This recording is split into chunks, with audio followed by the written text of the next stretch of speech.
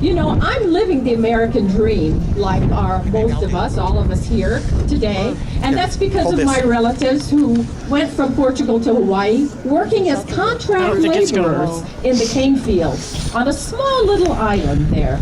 But you know what? They worked themselves out of it. There was no government assistance. They started little companies, and here I am today with the blessings that they have bestowed upon me because of their hardships, because of their early deaths, because everything they have done. Now I ask you, what are we handing down to our own families, to our children, to our grandchildren? We have to stop what's being done in this country, the money that's being spent unnecessarily, our futures being thrown to the wind. So let's all continue to work together, because only united will we be able to go on and give to future generations what we are enjoying ourselves. Thank you very much.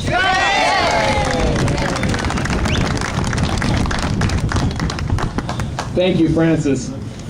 All right, in preparation for our keynote speaker, I want to remind the media that Gary Johnson has said he would like to take some questions, so be thinking about your questions and stuff, so after his talk here in a few minutes, you'll be able to ask him some questions, all right? All right.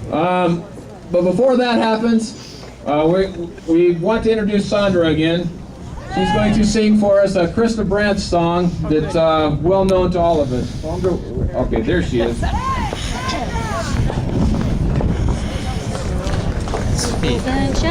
This is the day. The God is for you.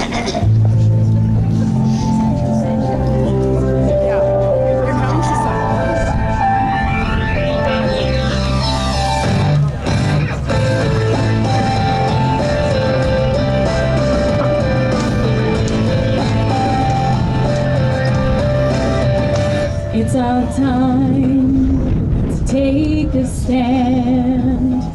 Remember who we are. There's a call across this land. Remember who we are. We were a city on a hill, a candle in the dark. It started long ago. Now we have come so far.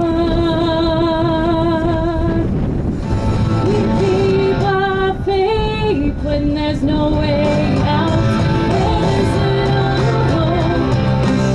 no doubt. We go the distance, no matter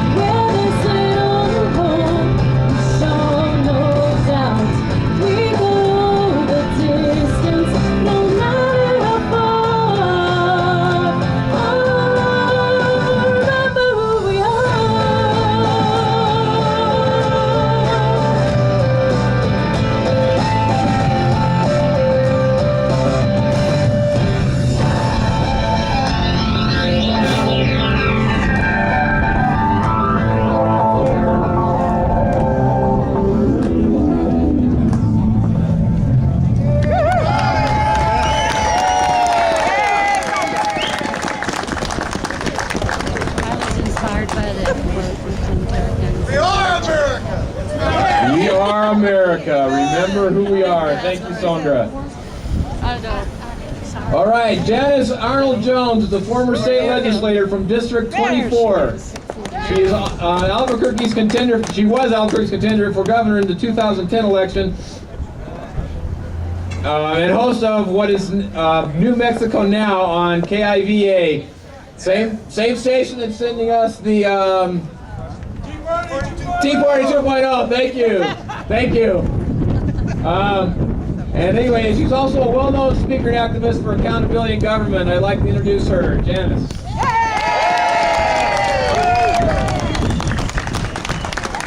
All right, there was singing and there was no jumping up and down. I'm giving you the count of 5. Let's have 3 up and downs. Come on, you're cold.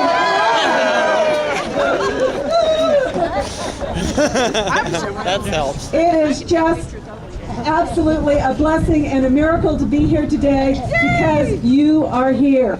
You know, I was asked, and I'm going to just take this out of here. I got to come out and talk to you. I was asked to kind of reflect on the Richardson administration. Well, but I have a different story to tell you. So will I tell you, and I will tell you, that the administration was typified by arrogance. But that arrogance was allowed because you weren't here.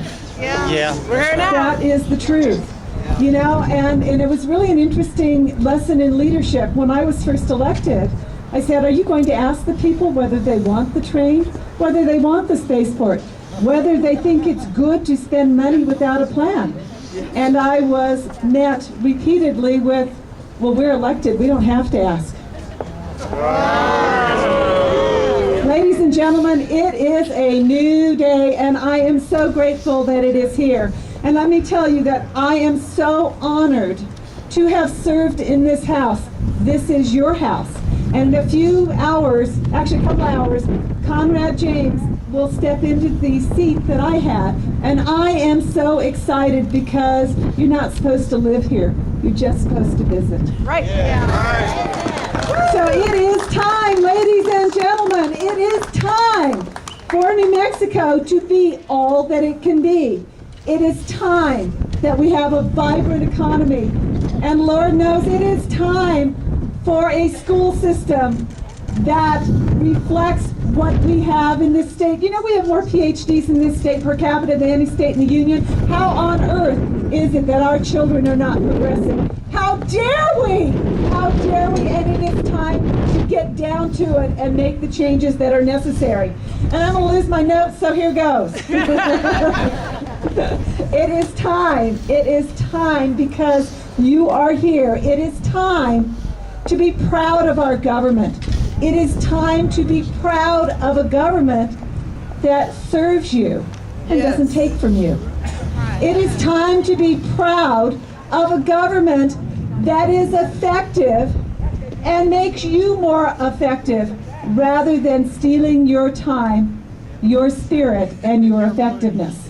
It is time for all of those changes, and the reason I know that it is time, it is because you're standing out here freezing to death. It is time. That's right. It is time. But you know, We're in the sick 8 and years tired that I of it. served, the truth is, you weren't here. And when I say you, it was we. We the people. We weren't here. No more. No more. We're watching you.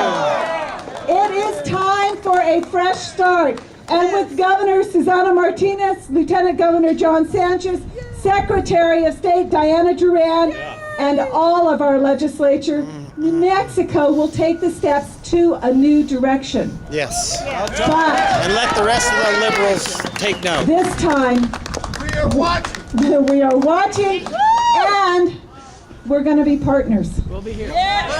So here's the biggest lesson that I learned over the last 8 years.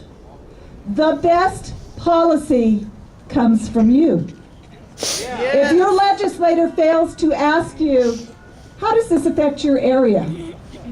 Is there an unintended consequence? Tell them. Only you know the answers. The legislators alone cannot do it. Because of you, you are going to be able to call this state the land of enchantment, the land of the free, the land, New Mexico, that shines above all in the United States of America. It is because of you. I am so grateful that you are here. Now, speaking of good stuff, I am so honored to introduce former Governor Gary Johnson. Gary Johnson is a Republican presently serving as the honorary chair of Our America Initiative. He has been an outspoken advocate for efficient government, lower taxes, protection of civil liberties, revitalization of the economy, entrepreneurship, and privatization. He attended the University of New Mexico in Albuquerque from 1971 and 75. Governor, you're just a kid. Graduating with a Bachelor in Arts, and while he was at the university, Gary Johnson earned money as a door-to-door handyman, which led to his creating his own construction company, Big J Enterprises, and that was in 1976. Johnson grew the company into a multi-million-dollar corporation that employed over 1,000 people. That is private sector jobs, ladies and gentlemen. Prosperity. And when he sold the company in 1999, not a single employee lost his job. The company remains successful today. It is time to stand up and cheer our large companies and the business owners that lead them. In 1994, Gary Johnson was elected governor of New Mexico despite having little political experience. He defeated the incumbent Democratic governor, Bruce King, and in 1998 he was reelected. As governor, he was fiscally responsible and stopped tax and budget increases. He vetoed 750 bills while in office. More than any other U.S. Actually more than all the other U.S. governors combined. When he left office, and this is key because this is when I came in, and I want you to know, today, this is gone. He provided to New Mexico a $1 billion surplus and over $200 million in reserve funds. Wow. You have none today. None. Nada. A living example of honoring our state and our Constitution. The man who walks the talk from New Mexico to the highest mountains in the world, the former governor of New Mexico, Gary Johnson.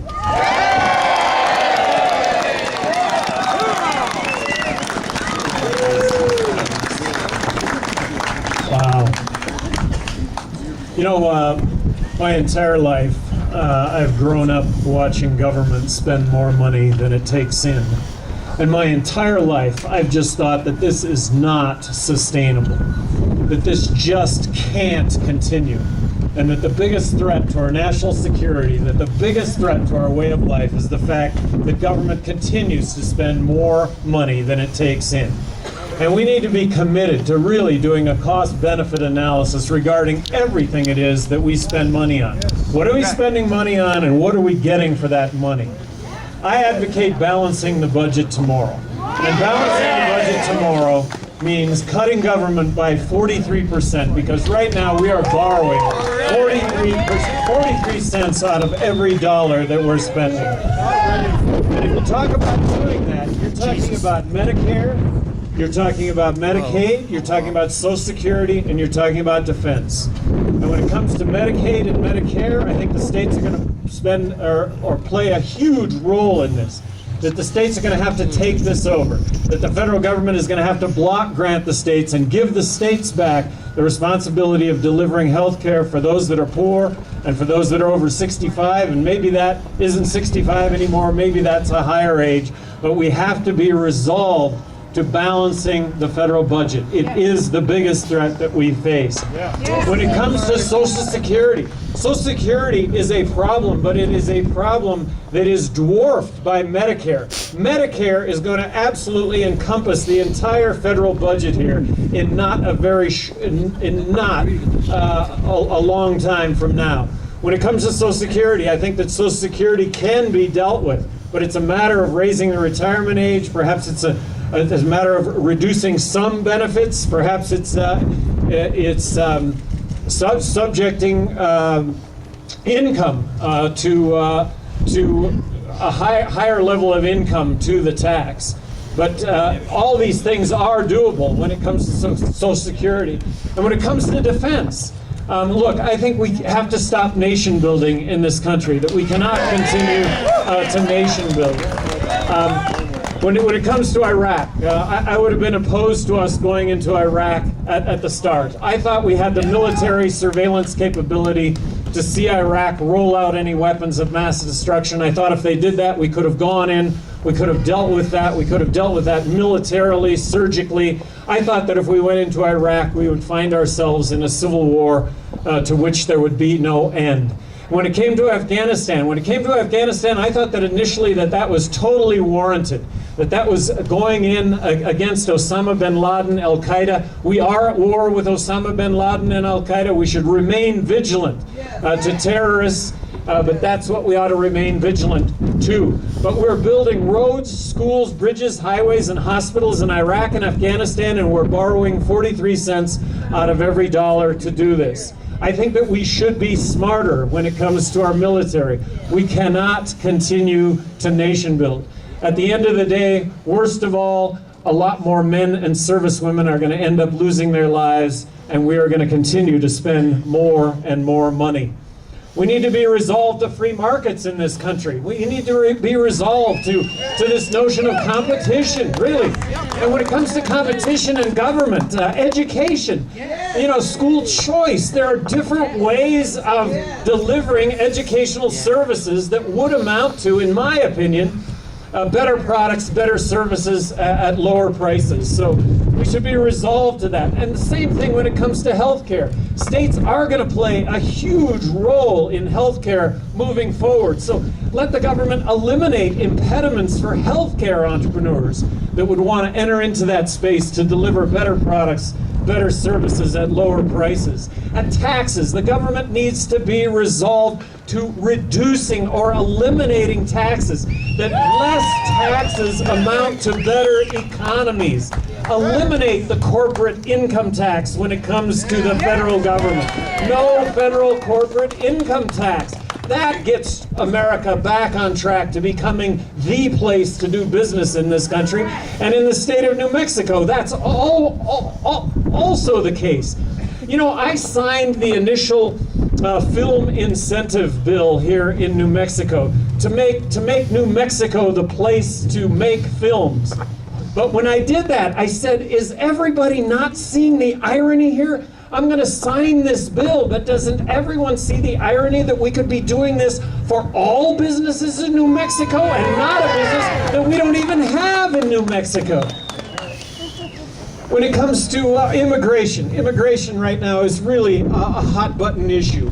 And immigration, for starters, immigration needs to be about work, not welfare. And we have our own issues in this country about welfare.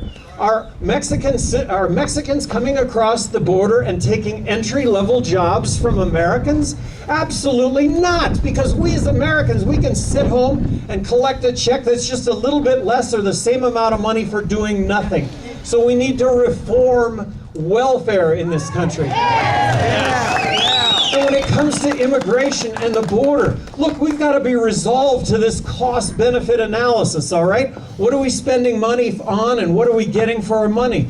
The notion of building 1,600 miles of fence, the notion of building an impenetrable fence across the border, the notion of putting the National Guard arm in arm across 1,600 miles of border, I would argue would be a whole lot of money spent with very little benefit. What we really care about is legal immigration and doing away with illegal immigration. So I think we can set up a system whereby it would be easy to get a work visa. A work visa would not be citizenship. A work visa would not be a green card, permanent non-resident status.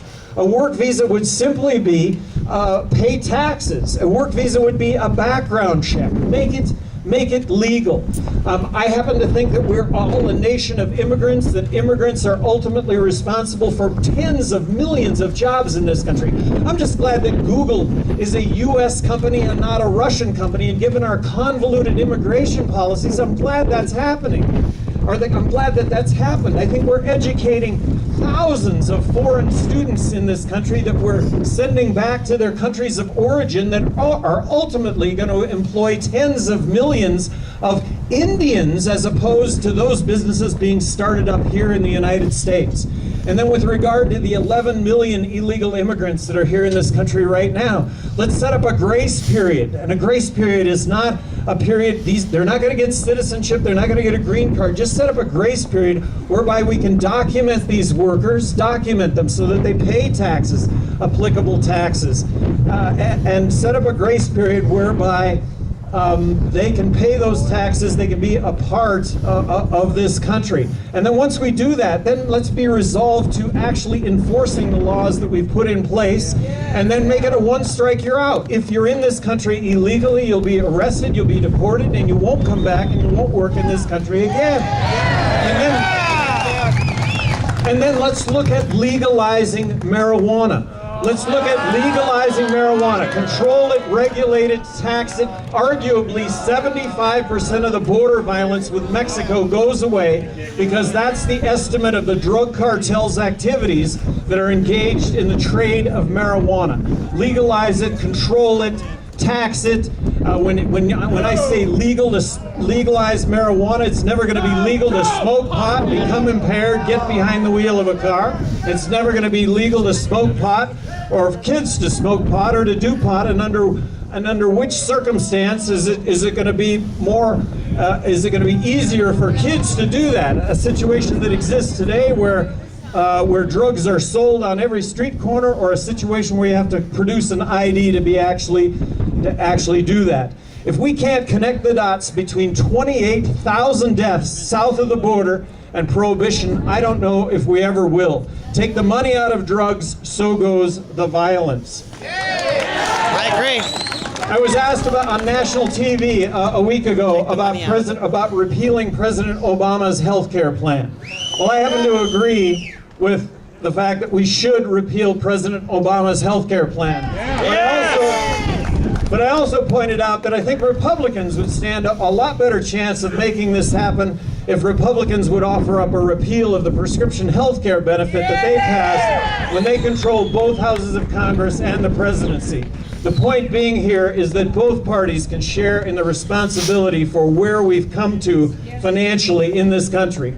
We have to be resolved at looking at all these issues. We have to be resolved at looking at different solutions for problems that we continue to face. What's the definition of insanity? Doing the same thing over and over and over again, expecting different results.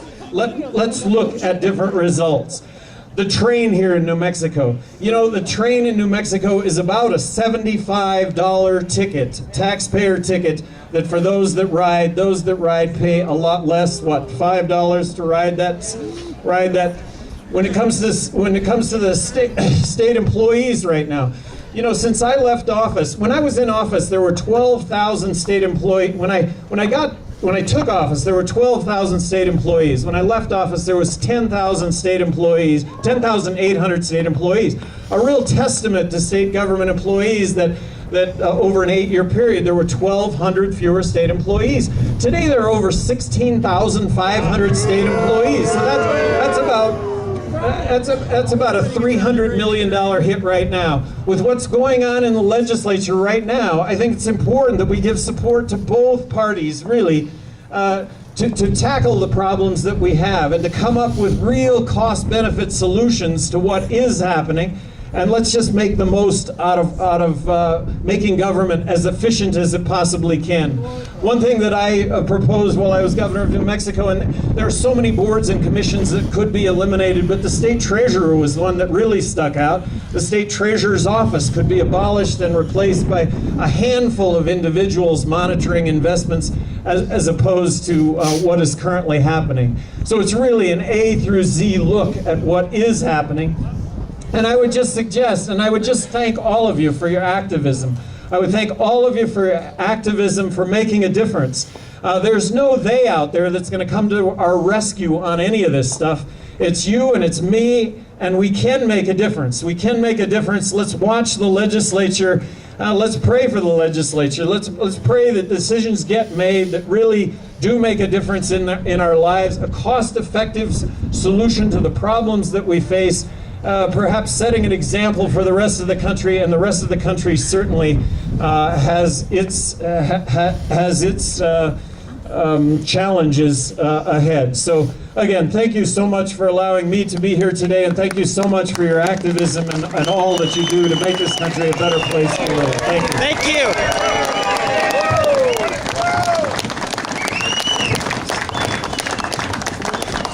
Thank you, Gary Johnson. We appreciate it. I love the way he said, not only are we watching you, we should be praying for you. That's an awesome thing. Thanks. Now, we have a few minutes as well. Is there anybody from the media that would like to ask some questions of Mr. Johnson? From the media. Okay. I don't see anybody running forward with questions. She's All right. Do you want to field questions from the audience too? All right. Well, we'll field some questions from the audience. You're not in the audience, Janice. there's some out here. Come on. Governor, we want to know if you're willing to lead our nation. Put you in the spot. Well, I just think that this nation is clamoring for different solutions to the problems that we're facing, and I'm trying to provide a voice to those different solutions that do exist, and they really are A through Z, and it starts with a balanced budget. So. I just think that so many of us are, we need to balance the budget. We need to balance the budget, but not Medicaid, not Medicare, not Social Security, not defense. We need to build a fence across the border, and certainly we don't want to reform drug policy. I would just argue that we need to look at all of those things.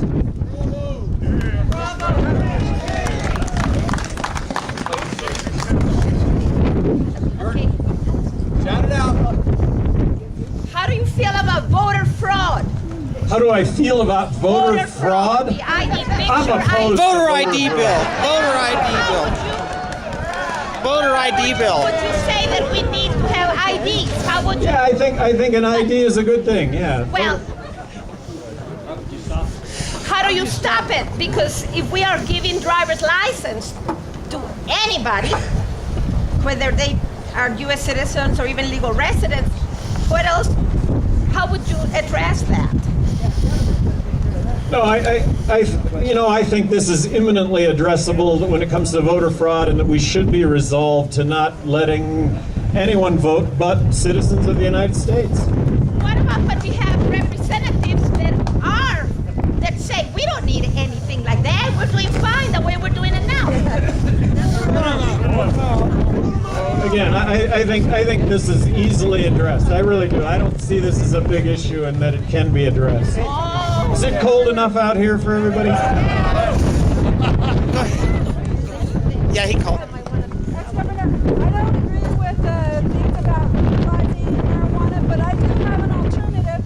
Hemp is very good for lotions, for clothing, for other alternatives. If we could use that in a positive way for everyone, have companies that start selling that and using it instead of the alternative for drug use or recreational use or however. I think that would be better, and a lot of people would support it, and it build an industry here in New Mexico, a positive industry. Look, talking about hemp, I think it would be terrific.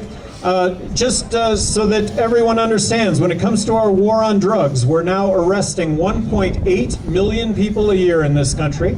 Half of what we spend on law enforcement, the courts, and the prisons is drug-related. Right. And what we're getting for that is the fact that we now have 2.3 million people behind bars in this country. We have the highest incarceration rate of any country in the world, and that comes with a cost.